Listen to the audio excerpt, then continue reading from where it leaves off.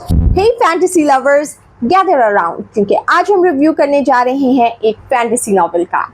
अगर आपको लगता है कि हर फैंटेसी नॉवेल के एंड में हीरो विलन को हरा देता है तो ये नॉवेल आपकी सोच बदल देगा, क्योंकि इस नॉवेल में हीरो का सबसे बड़ा दुश्मन उसकी अपनी ही की जाने वाली बेवकूफ़ी है। अस्सलाम वालेकुम and hello everyone, I hope you all are doing well. So मैं हूँ फरजीन और आप हैं इस वक्त फरजीन्स रीडिंग रूम में। सो आज हम जिस किताब का रिव्यू करने जा रहे हैं वो है उर्सुला के ली गुइन की किताब अ विज़ार्ड ऑफ अर्थसी, जो कि अर्थसी साइकिल सीरीज़ की फर्स्ट बुक है और फैंटेसी लिटरेचर की क्लासिक्स में शुमार की जाती है। इस किताब की सेटिंग अर्थसी नाम की एक फिक्शनल दुनिया में की गई है, जो कि बेसिकली एक आर्किपेलागो है जहाँ बहुत से आइलैंड्स मौजूद हैं।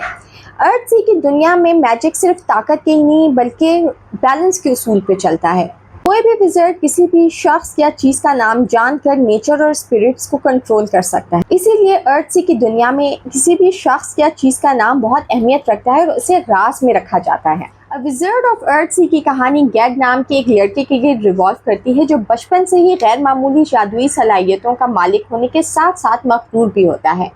उसने कम उम्र में ही अपनी खाला से बहुत सा मैजिक सीख लिया होता है और ऐसे ही वो अपने आइलैंड को दुश्मनों से बचाता है। जब ऑग्यान नाम के एक बड़े विज़ार्ड को गैड की काबिलियत का पता लगता है तो वो उसे अपने साथ अप्रेंटिस बनाकर ले जाता है।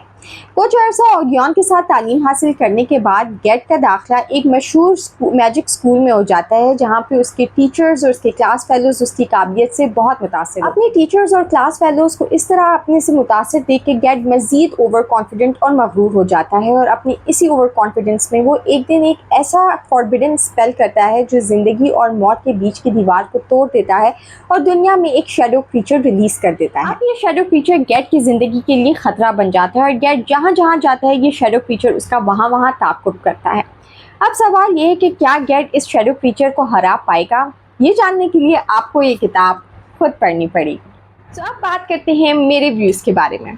अगर मैं सच कहूँ तो शुरू के 80 to 90 पेजेस मेरा इस किताब में कोई ख़ास इंटरेस्ट डेवलप नहीं हो सका।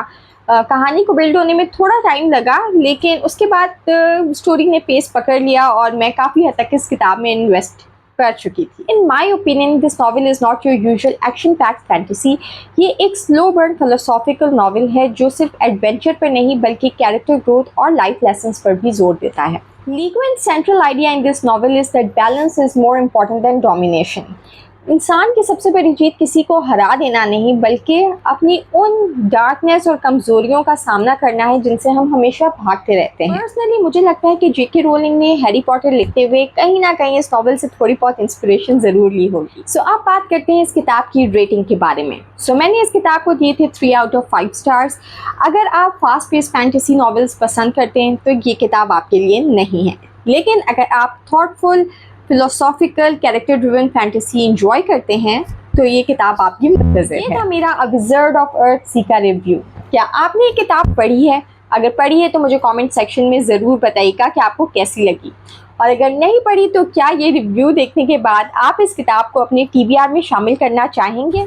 अगर आपको मेरी वीडियोस पसंद आती हैं तो मेरे चैनल को सब्सक्राइब करना बिल्कुल मत भूलिएगा, और अगर आप मुझे इंस्टाग्राम पे देख रहे हैं तो मुझे ज़रूर फॉलो कीजिएगा ताकि मेरा बुकिश कंटेंट आप तक पहुंचता रहे। इंशाल्लाह आपसे फिर मिलूंगी किसी और किताब के रिव्यू के साथ।